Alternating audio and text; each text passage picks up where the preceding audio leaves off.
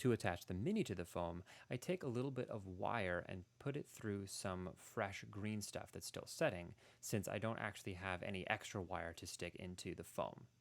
I then start playing around with how I want to do the feet. This was actually really difficult.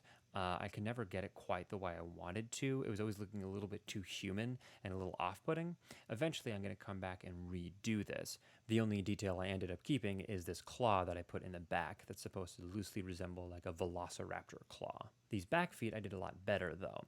I take my rubber tool and my metal tool and loosely segment out some ligaments or like fingers into this tiny little piece of green stuff that I have here. But in order to do the claws, rather than just trying to sculpt them out of this piece, I go and take these tiny little piece of green stuff and stick them on top, which I then later on will go in with my rubber sculpting tool and set in place however they need to be.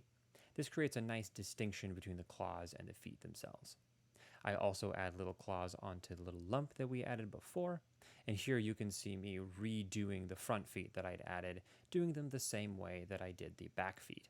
Here is the final sculpt. I'm reasonably happy with it. I think there's a couple problems with it, but we'll address that more fully later on. I think the biggest thing that I'm noticing is the pose is a little dull. But either way, now it was time to go on to painting.